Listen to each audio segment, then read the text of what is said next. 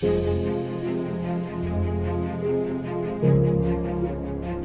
10장 2절에 보면 이런 말씀이 나오죠. 그들이 두 마음을 품었으니 이제 벌을 받을 것이라. 이렇게 하나님이 선언해요. 제가 이 첫 문장을 딱 설교 준비하면서 딱 기록해 놓고는 지난주에도 하나님이 또 형벌과 보응 말씀하시더니 또 이번 주에 또 말씀하시네 라는 그런 생각이 제가 들었어요. 이 첫 문장을 딱 해놓고요. 지난주에는 타작마당에서 이 형벌과 보응을 말씀하시면서 지난주에 타작마당에서 너희가 소출도 없을 것이다. 또 하나님께 드릴 새 포도주도 떨어질 것이다. 이렇게 말씀하셨잖아요. 우리는 호세아의 설교를 듣는 동안 내내 하나님의 심판과 보응, 하나님의 책망과 징계의 말씀을 들어야 합니다. 듣기 싫으면 빨리 끝내야 돼요. 호세아를 빨리 끝내야 되는데, 근데 이제 오늘 10장이잖아요. 아직 14장까지 4주는 더 남았어요. 아직도 4주를 더 들어야 돼요. 그런데 사실은 이 호세아의 말씀은요, 한 주일에 한 번씩, 한 주일에 한 장씩 주신 그런 말씀이 아니라 호세아 선지자를 통해서 그냥 한 권의 책을 탁 던져주신 거예요. 호세아 한 권을. 그러니까 사실은 이렇게 강력한 하나님의 책망의 말씀을 그 선 자리에서 그대로 1장 1절부터 14장까지 그냥 핵폭탄을 맞듯이 그렇게 하나님의 말씀을 들어야 하는 것입니다. 여러분, 이것이 성경을 읽는 방법과도 통하는 것인데요. 가능하면 성경을 여러분 우리가 통으로 읽어야 돼요. 그래서 이런 책도 있는 것이고 이런 학교도 있잖아요. 창세기 1장을 시작했으면 그 자리에서 50장까지 쭉 읽어내는 것이 가장 좋습니다. 요한계시록 1장을 시작하다면 그 자리에서, 그 앉은 자리에서 22장, 22장 21절 주 예수의 은혜가 모든 자에게 있을지어다 아멘 하고 성경을 딱 덮고 일어나는 것이 가장 좋아요. 그래야 성경이 말씀하시는 내용을 정확하게 이해할 수 있습니다. 그래서 오늘 예배에 참석하신 여러분께 제가 권면합니다. 여러분, 시간이 허락하시거든 기회가 되면 쉬는 날 어떤 성경이든지 딱 그 날을 잡아가지고 1장 1절부터 마지막까지 쭉 한번 읽어가시고 그를 도전해 보시면 여러분이 신앙생활에 매우 유익합니다. 특별히 학생들은요, 방학 때 이제 곧 방학할 거잖아요. 방학 때 여기저기 놀러 다닐 계획도 좋은데 이것저것 공부할 것도 좋은데 특별히 하루쯤 시간을 내어서 내가 오늘 신약을 다 읽어보겠다 하든지 마태, 마가, 누가, 요금, 사복음서를 한번 다 읽어보겠다든지 바울의 편지 13권을 한번 쭉 읽어봐야지 라고 한다든지 그런 도전을 한번 해보면 좋겠어요. 그 다음에 제가 여기다 설교회를 제가 방학에 그거 하면 10만 원 드릴게요. 이렇게 하려다가 너무 많이 하면 곤란하고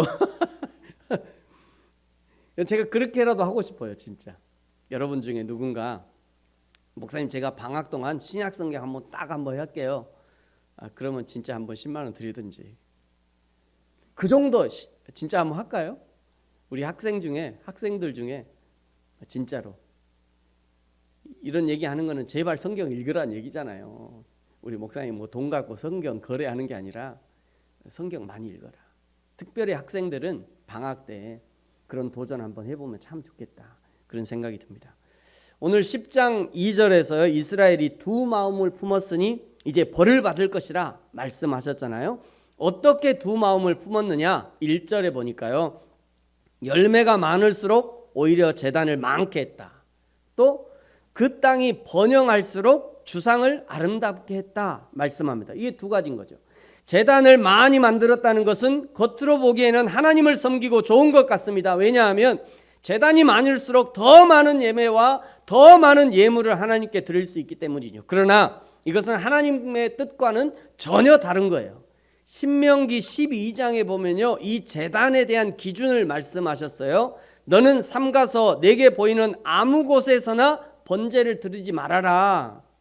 아무 곳에서나 번제를 드리면 안 된다. 14절에 보니까 오직 너희의 한 지파 중에 여호와께서 택하실 그곳에서 번제를 드리고 또 내가 내게 명령한 모든 것을 거기서 행해라. 하나님이 딱 지정해 주시잖아요. 하나님 앞에서 예배하는 것은 오직 한 곳이면 족하다 이런 말씀인 거예요. 이런 부분도 역시 우리가 부르심 성경 공부할 때 교회란 무엇인가에서 배웠잖아요. 세상에 많은 교회가 있습니다. 수많은 예배가 있죠. 세상 모든 사람들이 형제요 자매이지만 그러나 하나님이 나에게 허락하신 교회, 나에게 섬기라고 허락하신 교회는 따로 있다는 거예요. 그래서 저와 여러분이 오늘 여기 있는 것이죠. 물론 저와 여러분이 하나님께 기도하고 하나님 제가 이 교회 가요. 저에게 맞지 않아서요. 제가 교회 옮길게요. 이렇게 결정하고 여러분에게 맞는 교회를 찾는다면 당연히 저도 허락할 것이고 우리 하나님도 오냐 그렇게 해라 하실 거예요. 그리고 찾았다면 그 교회를 내 가정처럼 내 집처럼 그렇게 섬길 수 있어야 돼요. 그런데 많은 교인들의 문제는 그 가정 같은 교회, 집 같은 교회를 너무 자주 바꾼다는 거예요. 가정생활을 하다 보면 별별 일이 다 있잖아요. 때로는 남편이 사고도 치고요. 그 다음에 이제 남편만 사고 치는 건 아니더라고요. 남편이 사고 치고 아내도요 그냥 홈쇼핑에 그 홈쇼핑 하는 사람한테 속아가지고 지금 하셔야 됩니다. 5분 남았습니다. 네 마지막 수량 마지막 하나 남았습니다. 그래갖고 그냥 짠뜩 쇼핑해갖고 안 쓴 포장도 안 뜯은 그 박스를 보면서 후회하잖아요. 그 아내들도. 사춘기 아이들은요 부모님 말씀 안 듣고요. 그렇다고 야 오늘부로 우리 가정 해체 새 가정 모여 아내 역할을 할 사람, 남편 역할을 할 사람, 아들, 딸 역할을 할 사람 모여 이렇게 안 하잖아요. 그런데 왜 교회는 그렇게 쉽게 생각하는 거죠? 참 신기합니다. 여러분 분명히 기억하십시오. 세상에 교회는 많지만 모든 교회가 하나님의 교회지만 그러나 나에게 허락하신 교회는 따로 있는 거예요. 지금 그런 교회를 만났다면 때로는 답답하고 때로 마음에 안 들어도 묵묵히 섬기십시오. 좋은 교회는 다른 사람들이 만들었다 가져다 주는 것이 아니에요. 좋은 교회는 내가 만들어 가야 하는 겁니다. 오늘 1절에서요. 왜 이스라엘은 더 많은 제단을 여기저기 쌓았을까요? 이미 4장 8절에서 말씀드렸어요. 제사장들의 마음이 속죄 제물에 있고 오히려 죄를 좋아하기 때문이죠. 더 많은 제단은 더 많은 제물이 들어오는 통로가 되기 때문입니다. 마치 더 많은 헌금 목록과 더 다양한 헌금 봉투가 더 많은 헌금을 거두게 되는 것과 같은 이치인 거예요. 또 왜 주상을 더 아름답게 했을까요? 더 아름다운 주상이 사람들의 마음을 사로잡는 그런 효과가 있기 때문입니다. 더 큰 교회, 더 화려한 교회당, 더 높고 웅장한 교회 천장이 사람들의 마음을 사로잡는 것과 같은 효과인 거예요. 여러분 고개를 들어서 천장 한번 쳐다보세요. 천장에 뭐가 보여요? 저 하늘과 구름 보이십니까? 보여요? 네, 앞에 오세요. 이제 저런 가짜 하늘과 가짜 구름으로는 성도들을 유혹할 수 없어요. 네? 성도들이 현혹이 안 돼. 이 정도는 돼야죠. 이런 거는 현혹이 안 돼. 이 정도는 돼야죠. 이렇게. 제가 어젯밤에 공사를 할까 말까 하다가 저 정도는 돼야지. 이 정도 돼야지 막 구름도 나타나고 막 햇빛도 나타나고 막 이 정도 돼야지 성도들이 현혹이 되죠. 그러다가 예수님 얼굴 툭 나오고 막 여러분 큰 교회를 다니고 더 화려한 교회에 출석하고 더 유명한 목사님의 설교를 들으면 마치 자신의 신앙이 더 크고 아름다운 것처럼 착각하게 만드는 이 마취제와 같은 효과가 있기 때문에 더 많은 제단을 쌓고 우상을 더 아름답게 꾸미는 것입니다. 그 마음에 대해서 하나님도 섬긴다고 하면서 한쪽으로는 더 많은 제단과 더 아름다운 주상을 추구하는 그 두 마음에 하나님이 선언하시는 거예요. 2절에 보면요. 그 두 마음을 품은 자는 벌을 받을 것이다. 그 제단을 쳐서 깨뜨리시고 그 주상은 헐겠다라고 선언하십니다. 사랑하는 성도 여러분, 저와 여러분의 마음은 어떤 조건에 더 많이 움직이십니까? 많은 제단입니까? 아니면 아름답게 치장된 주상과 같은 그런 건물입니까? 오직 여호와 하나님의 진리의 말씀이 저와 여러분의 마음을 움직이는 그런 유일한 조건이 되어지기를 예수님의 이름으로 축복합니다. 이제 3절에는요. 이스라엘 백성들이 어떤 말을 하는지를 고발하고 있어요. 3절에 보면 그들이 이제 이르기를 우리가 여호와를 두려워하지 아니하므로 우리에게 왕이 없거니와 왕이 우리를 위하여 무엇을 하려 하리로다. 왕이 있으나 왕을 두려워하지 않는 거죠. 리더십의 붕괴입니다. 왕권의 몰락이에요. 그런데 그들의 말이 더욱 기가 막힙니다. 우리가 여호와를 두려워하지 아니하므로. 이게 무슨 말이냐면요, 나는 여호와 하나님도 두려워하지 않는다는 거예요. 하나님도 나에게 얻지 못한다는 겁니다. 하나님도 나에게 간섭하지 못하는데 어디 왕 따위가 나를 간섭하려고 그래? 지금 이런 의미예요. 그러면서 왕, 너는 나에게 무엇을 해줄 수 있는데? 라고 마치 왕을 신문하듯이 왕과 거래하듯 하는 그런 말을 하는 거예요. 이런 이스라엘의 태도에 대해서 하나님이 평가하시죠. 4절입니다. 그들이 헛된 말을 내며 거짓 맹세로 언약을 세우니 그 재판이 바디랑에 돋는 독초 같으리로다. 거짓이 판치는 사회가 되어버린 거예요. 재판이 정의를 세우는 것이 아니라 법을 이용해서 밭이랑에 독초를 키우는 그런 상황이 되어버린 것입니다.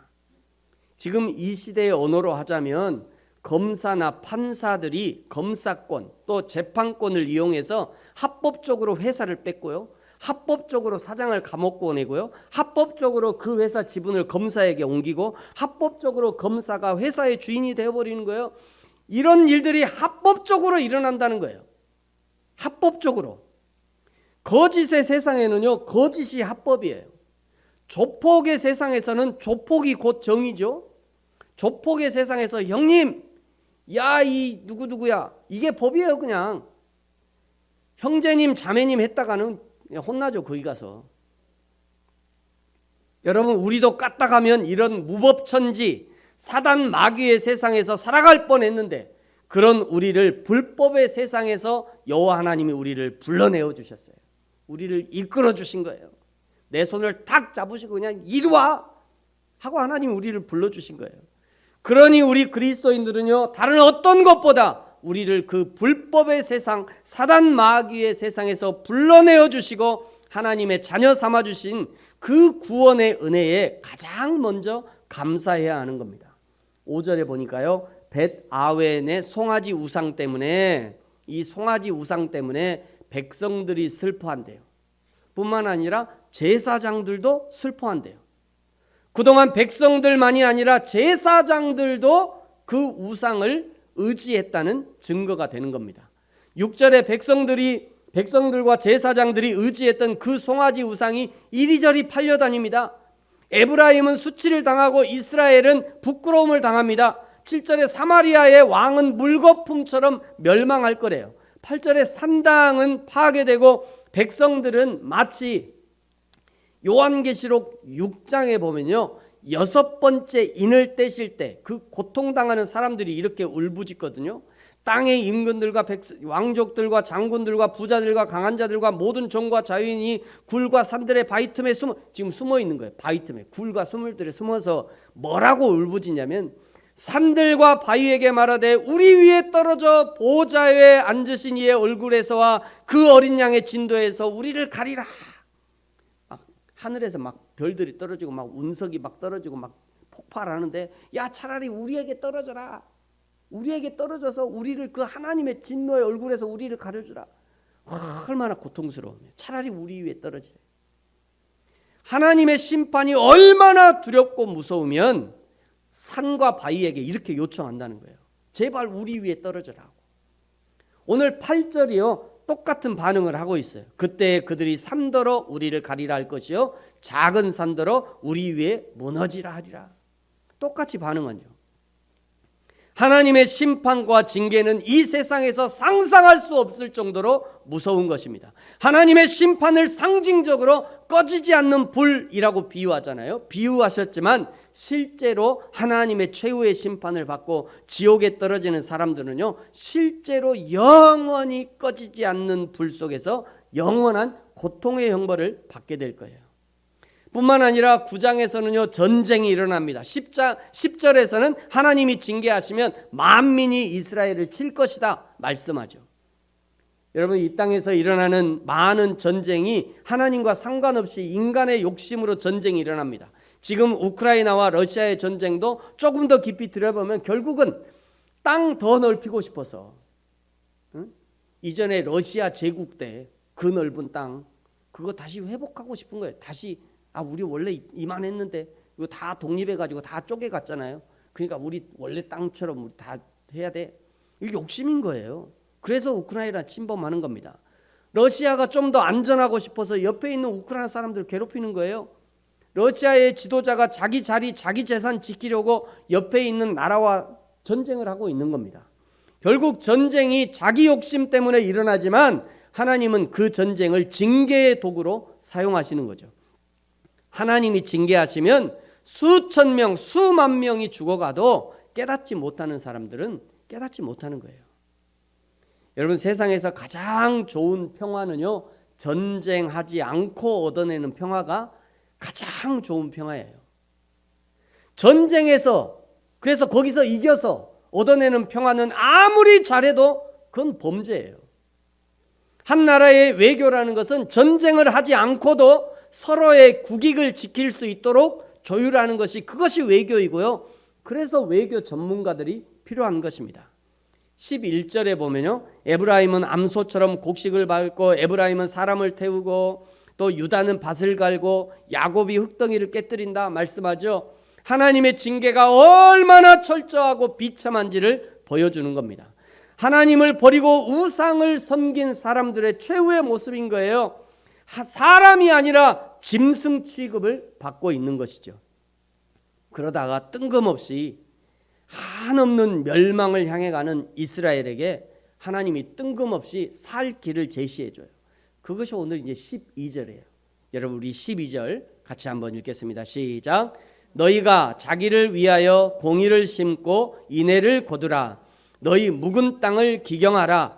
지금이 곧 여호와를 찾을 때니 마침내 여호와께서 오사 공의를 비처럼 너희에게 내리시리라. 아멘. 이스라엘이 살 길은요, 묵은 땅을 기경하는 거예요. 묵은 땅을 기경해서 갈아엎어서 공의의 씨를 뿌려야 합니다. 인애, 즉 사랑의 열매를 거두는 것뿐이에요. 여러분, 왜 이스라엘이 묵은 땅이 되었을까요? 지금 이미 묵은 땅이니까 너 그거 기경해라 얘기하는 거잖아요. 여러분, 이스라엘이 왜 묵은 땅이 되었어요? 쟁기를 넣지 않으면 묵은 땅이 되어버리는 거예요. 쟁기를 넣지 않으면. 살짝 겉만 갈아서는요 안 되는 거예요. 쟁기를 아주 깊게 넣어야 됩니다. 쟁기를 깊게 넣으면 소도 힘들고 소를 모는 농부도 힘들어요. 이전에 제가 우리 아버지가 이게 논 가는 거 많이 봤어요. 여러분 못 봤죠? 제가 꼭 이런 얘기하면 목사님은 일제시대 사람이에요. 우리 때는 다 했어요. 우리 아버지가 이제 논 가는 걸 보면요, 농부는 저 쟁기만 뒤에 잡고 그냥 가는 게 아니에요. 이 쟁기가 바르게 가도록 막 조절해 줍니다. 가다가 이제 쟁기가 돌에 탁 걸리잖아요. 그럼 안 가잖아요. 그 쟁기를 또 들어줘, 힘쓰고 또 들어줘야 돼. 그러니까 쟁기 한번 하면요, 그냥 소도 땀이 뻘뻘 나고 농부도 땀이 뻘뻘 나요. 그게 쟁기질이에요. 딱딱한 땅이 뒤집어지고서 딱딱한 땅이 엎어질 때 속에 숨어있던 이 돌멩이들이 막 솟구쳐 올라옵니다. 다 주워내야 돼요. 다 주워내서 좋은 밭이 되어야 드디어 거기에 공의의 씨를 뿌릴 수 있는 거죠. 그런데 중요한 것은 한 번만 갈아서는 안 된다는 거예요. 정기적으로 갈아줘야 됩니다. 가시덤불이 자라지 않도록 뽑아내야 돼요. 새들이 와서 그 씨앗을 먹지 않도록 새를 쫓아내야 됩니다. 사람과 짐승이 지나다니지 않도록 길목을 잘 지켜야 돼요. 그래야 좋은 땅이 되는 거예요. 그래야 좋은 씨앗을 뿌릴 수 있는 거죠.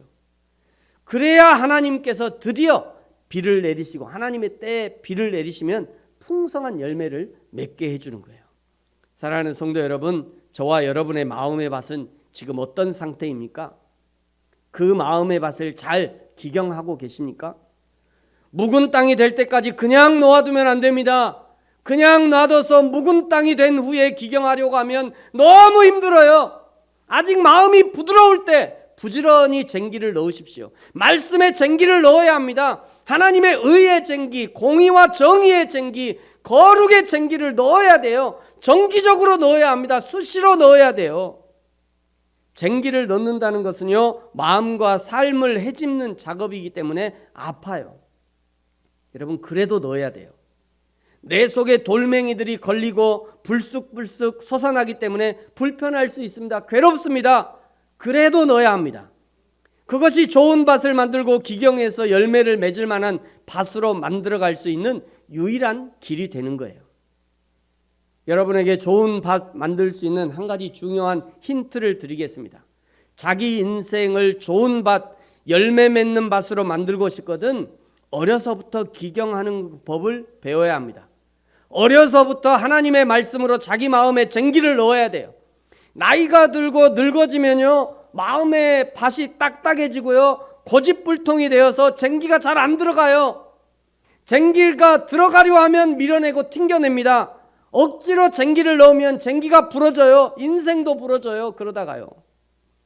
가장 좋은 것은 여러분이 아직 어릴 때, 아직 마음이 부드러울 때, 아직 딱딱해지기 전에 하나님의 은혜를 알고 은혜가 있을 때, 그때 하나님의 말씀으로 쟁기를 넣는 연습을 부지런히 하셔야 돼요.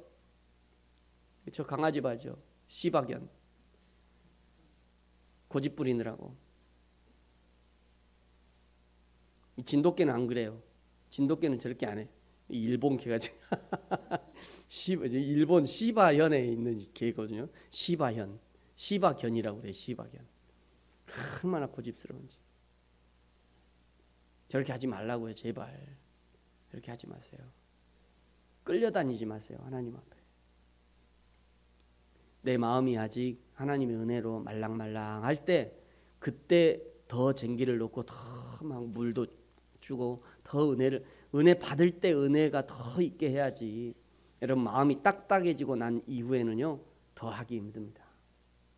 특별히 오늘 여기 우리 젊은이들도 있고 어린이들도 있는데, 여러분이 예배 드릴 때 태도를 잘 하셔야 돼요.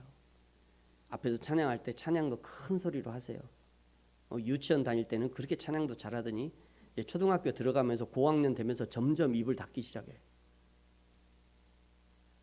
대학교 들어가면, 그리고 언제 이게 입이 열리는지 아세요? 인생의 고난이 오면, 하나님, 인생의 고난이 오면 그때 열려 입이. 그래서 하나님이 고난을 주는 거예요. 근데 그러기 전에, 하나님이 고난 주기 전에 내가 아직 하나님의 은혜로 있을 때 입을 열어야 돼요. 부드러울 때. 그래야지 하나님이 이끌 거 아니에요. 안 가겠다고 저렇게 고집 부리고 있으면 힘들다니까요. 근데 고집 안 부리면요, 하나님이 말씀할 때 순적하게 따라가요. 하나님이 말씀한데 순적하게 따라가. 그게 복이에요. 여러분, 그게 복이에요. 여러분, 행여나 하나님의 쟁기가 내 마음에 들어와서 은혜 주시고 깨닫게 하시고 도전하시거든 감사함으로 받으셔야 돼요. 그리고 고쳐 나가야 돼요. 감동을 주시거든 머뭇거리지 말고 헌신하세요. 머뭇거리지 말고. 특별히 여기 이제 젊은이들, 어린이들은 헌신을 잘 하셔야 돼요. 더 연습하셔야 돼요. 여러분이 기껏해야 뭐 헌신했다고 해봐, 감동해봤자 기껏해야 10만 원이잖아요. 응? 기껏해야 10,000원일 거고. 더 있어요? 더 하세요. 그러면. 그런데 어릴 때부터 그거를 연습해야 돼. 어릴 때부터. 무디라고 아시죠? 미국의 유명한 무디 부흥사 무디. 무디가 어릴 때 자기 교회에서 이렇게 부흥했는데, 그때 자기가 아무것도 없었대요. 흑인이었으니까 아무것도 없었대요. 그래서 뭔가 드리고 싶은데 아무것도 드릴 게 없는 거예요. 그래서 이 바구니가 올 때 그 큰 무디가 바구니 위에 올라갔대요. 바구니 위에. 왜 그러냐 그랬더니, 나 하나님께 드릴 게 없어서 나 자신 하나님께 드린다고. 그래가지고 하나님이 쓰신 거예요. 전 세계 유명한 부흥사로. 여러분, 이거를 어려서부터 해야 돼요.